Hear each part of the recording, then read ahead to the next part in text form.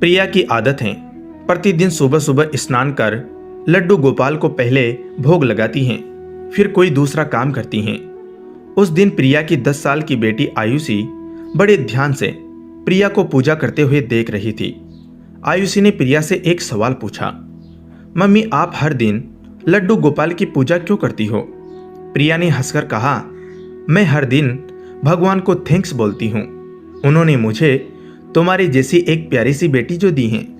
और इतना बोलकर प्रिया अपनी बेटी को गोद में उठा लेती हैं। लेकिन आयुषी प्रिया की गोद से नीचे उतर गई और कहा, इसमें नई बात क्या है मम्मी?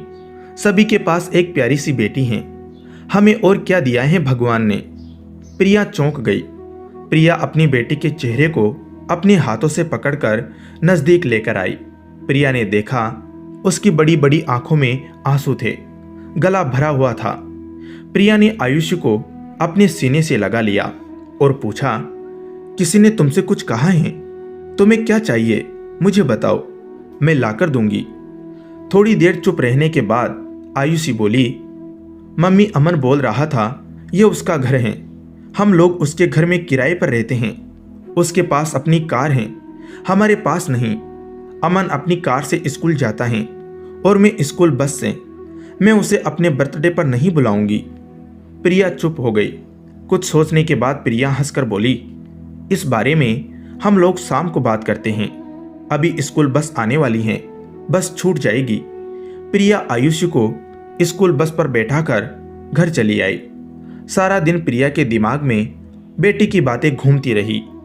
प्रिया का मन बहुत बेचैन हो रहा था। बेटी का बर्थडे था दूसरे दिन, इसलिए थैला उठाई और मार्केट चली गई। सामान लेकर प्रिया धीरे धीरे घर वापस आ रही थी, तभी किसी ने प्रिया को आवाज लगाई। प्रिया रुक गई।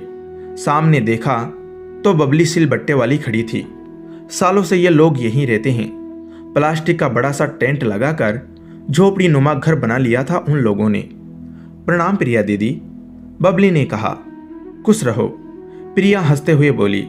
बबली बोली, सुना आप यहीं आकर रहने लगी? प्रिया बोली, हाँ बेटी की पढ़ाई के लिए एक जगह तो रुकना ही पड़ेगा। प्रिया ने बबली से पूछा, और सुनाओ बबली, तुम कैसी हो? कहाँ रह रही हो आजकल? बबली बोली, अरे हम तो यहीं रह रहे हैं, माँ के साथ सिलबट्टे बनाने में हाथ बटाते हैं। अच्छा, प्रिया ने हंसते हुए कहा। तभी एक छोटी बच्ची लगभग 10 साल की दौड़ते हुए बबली के पास आकर रुक जाती हैं। प्रिया ने पूछा, बबली ये तुम्हारी लड़की है? बबली खुश होते हुए बोली, हाँ प्रिया दीदी, आपको याद नहीं, आपकी बिटिया से केवल 4 दिन छोटी हैं। जन्म के समय बीमार पड़ गई थी, बाबूजी ने ही तो पैसे दिए थे इसके इलाज के लिए। ओ याद आया, पापा ने ही पैसे दिए थे। प्रिया धीरे से बोली, अब कैसी है तुम्हारी बेटी? बबली हंसते हुए बोली, अब ठीक है। प्रिया बोली, ठंड बहुत है, पूरे कपड़े पहना कर रखो। बबली हंसते हुए बोली, इसीलिए रोका था आपको, आपकी बिटिया के पुराने कपड़े हैं तो दे देती। प्रिया बोली, हाँ क्यों नहीं। प्रिया ने थोड़ी देर वहीं खड़े होकर बबली से बातें की और घर चली आई। घर आकर प्रिया ने अपनी बेटी के पुराने स्वेटर और कुछ कपड़े एक थैले में पैक किए। 2 फ्रॉक लाई थी अपनी बेटी के जन्मदिन पर, एक रख लिया। कुछ मिठाइयाँ और चॉकलेट पैक कर लिया। सुबह उठते ही प्रिया अपनी बेटी से बोली, आयुषी तैयार हो जाओ, आज मंदिर जाना है, आज तुम्हारा जन्मदिन है ना। आयुषी का मन नहीं था मंदिर जाने का, लेकिन वह तैयार हो गई।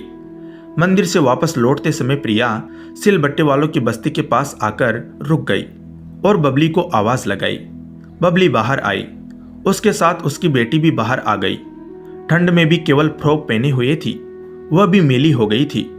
जहां उन लोगों ने अपनी झोपड़ी बना रखी थी, उसके बगल में ढेर सारा कचरा फेंका हुआ था। आयुषी बड़े ध्यान से उन लोगों को देख रही थी।